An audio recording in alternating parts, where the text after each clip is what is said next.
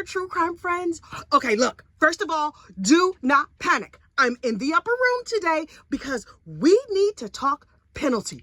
The state of Idaho versus Chad Maurice Daybell. Y'all, the penalty is back and Chad, guilty. Oh, wait. We knew he was guilty. Idahoans, fire up your potato guns. Chad Daybell has been sentenced to the unalive penalty. I was clutching all of my pearls. Oh my God. Okay, so look. This is how it went down. First of all, we got word. There's a verdict. I personally read it in the comments of my channel because, I be all up reading the comments and stuff. And somebody was like, wait, they announced it in the verdict? Okay.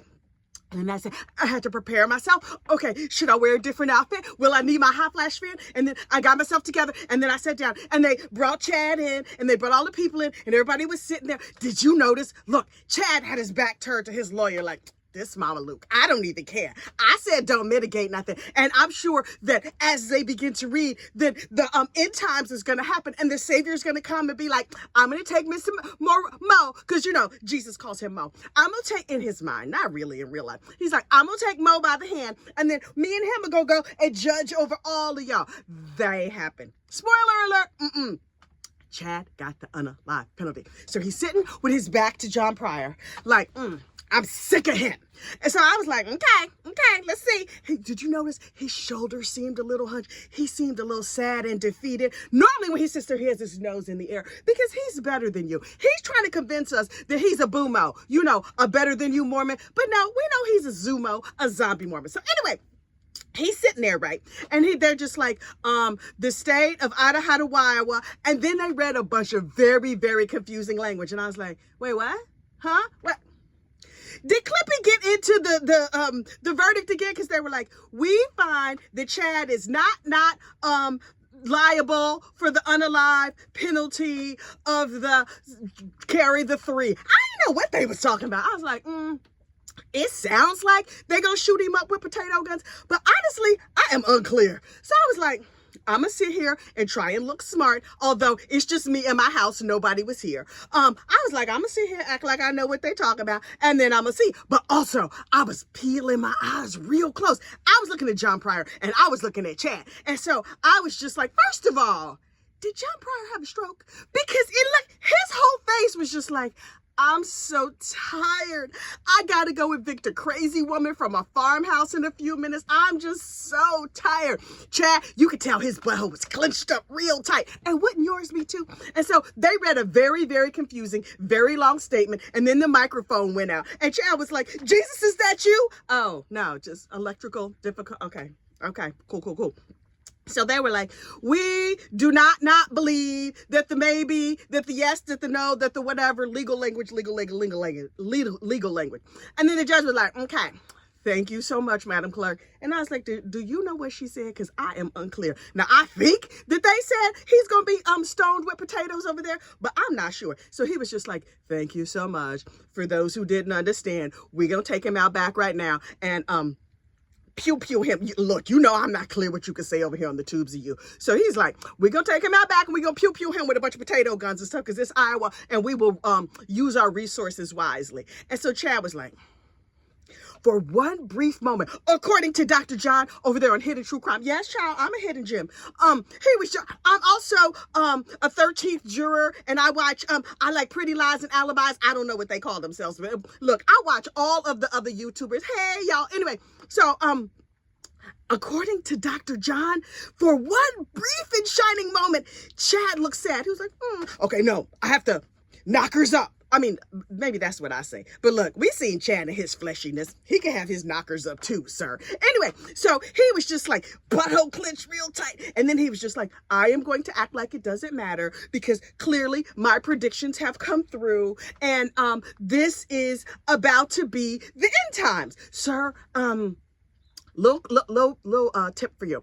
Yes, this is the end times for you. Not for the rest of us. The rest of us is fine. We're going to go on about the rest of our life. But you, sir, very, very much the end times. Do you think Chad was surprised? Because part of me feels like he had to be surprised. He was just like, well, wait, I'm just sitting here and I'm sure this whole prison thing is unpleasant, but I'm going to probably get off. I'm going to go over there and be a bagger down at Moroni's. And I'm going to act like I'm better than all them ladies that I'm putting their bread in a separate bag and stuff.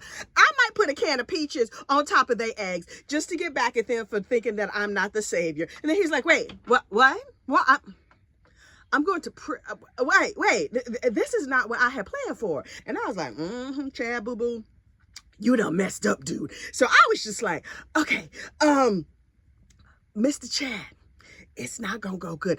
I had a very, very pressing question. Does this mean that Chad is not going to be invited to the prison prom? Because in my mind, his new cellmate, what did I call him? Bubba? Child.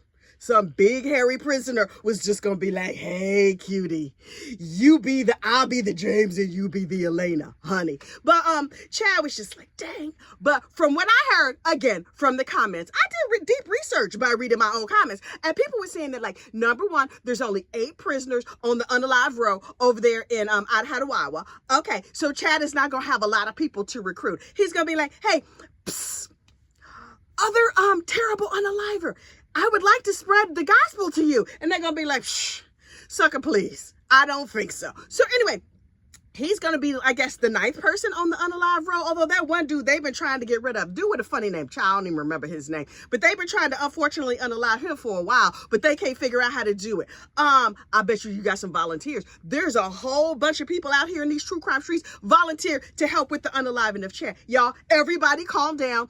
Put down your slingshots and your potatoes and everything else. There are appeals that have to happen first. And then we can unalive him. Can it be a group effort? Can it be pay-per-view? I should not be this excited. It is a very solemn occasion. I'm not really sad. I'm really, really not. Here's the hot tea that, listen, from what I heard, Lori knows. Now, according to me, Chad is just like, this trollop.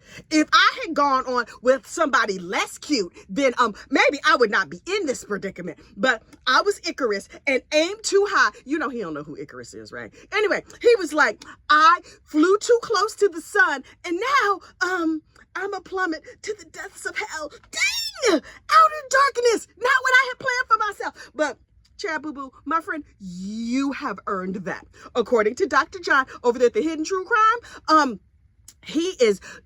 Chad is likely very angry with Lori for doing this to him. Emma is probably in the deep, deep ugly cry. She in the ugly cry. Like, oh, daddy not coming back. Lori, on the other hand, is still deeply in her delusion. Apparently, turns out Miss Lori is a true crime fan. Does she have one of them booty phones? Is she watching us right now on the YouTubes? Hey, Lori, how you and your ticklish brain doing? Hey, girl, you know your little king, your Lord and Savior over there, he about to go to outer darkness. Sorry about it. But you know, she has concocted some crazy fanciful story like, right. Right before they, everybody's going to raise their potato guns to shoot him. And then the Savior is going to swoop in and save me and save him. And it's all going to be happily ever after. Good luck with that, girl. Here's the thing that you may not have counted on, Miss Lori. If he goes first and you live for a long time, he's going to be over there in outer darkness by himself. And you're going to be stuck here. Anyway, we will not mourn his loss, except for maybe Emma. I wonder how long it's going to be till Emma is like, okay. I may have backed the wrong horse. And I really, really am used to being from a big family with lots of like cousins and everybody else. And I want my kids to have that experience. How long until she comes tipping back to the Daybells, if at all? Or the Murrays, her husband's side of the family. Because listen, Joe Murray's side of the family is like, that heifer. Here's the other thing that I wonder. First of all, it's pretty clear, at least in my mind. And listen, you ain't heard this from me, mostly because it's a secret. Also, I might have made it up just now. I personally believe that Joe Murray will divorce and get himself unsealed from Emma, take them kids on somewhere, and then Emma becomes the new Lori Vallow. I'm just saying. Give it 20 years. Joe, boo-boo, you and your new wife gonna need to keep them kids safe. I'm just saying, and don't get any life insurance where she's the beneficiary, because Meanwhile, Chad is going to sit over there in prison. He's a quiet quitter. You know what I mean? He's just going to silently seethe. I'm so mad. If I would have gotten myself a 6 instead of a 10, I could be over there still talking foolishness to other people, and maybe people would still be following me. As it stands, nobody likes you, sir. You will spend all of eternity in outer darkness, and I'm glad about that. We are not supposed to rejoice at like the downfall of others, but this channel, although we do not endorse Schadenfreude, in this particular case, in this very, very narrow circumstance, it's okay. It's okay, no problem. We're going to be like, he's gone. My mama used to say, don't say nothing about the dead unless it's good. He's dead. Good. That's what we're going to say when Mr. Chad slips the surly bonds of this earth. Oh, no endless heaven buffet for him. Tammy, on the other hand, is going to be like Big Macs for everyone. What you think she's doing in heaven today? She's just like, yay, y'all, fellow patrons at the Endless Heaven Buffet, cocktails for everyone. Yes, I was a devout funeral potato Mormon in my life, but now that I'm here in heaven and I can do whatever I want, forget that postum. Somebody throw that postum in the garbage. I want all of the giant cups of coffee, and I want liquor. Tammy's having an Irish coffee right now. She breaking all the rules, and Jesus is like, go on, girl. You go get yourself a bottomless mimosa too. Okay, so look.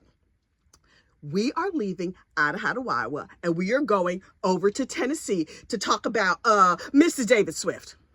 David Swift. Anyway, I'm going to start a new playlist. Oh, Lord! Did Chad just hex my throat? Yo, the devil be getting in my throat sometimes. I'm just, I'm sorry, angels. That was probably Tammy just drunk. You know how she gets when she has too many cocktails. Anyway, we're going to go over there to Tennessee. I'm going to start a new playlist for the state of Tennessee versus David Swift. He's garbage. In my mind, he's going to be convicted. But I don't know. I'm keeping an open mind. I'm pretending to keep an open mind while I pursue that case. Also, it's not going to take 5 years. It's less heavy. And we could just go on that little true crime adventure together. So listen, I'm going to see y'all soon. In the meantime, you have a great day. Bye.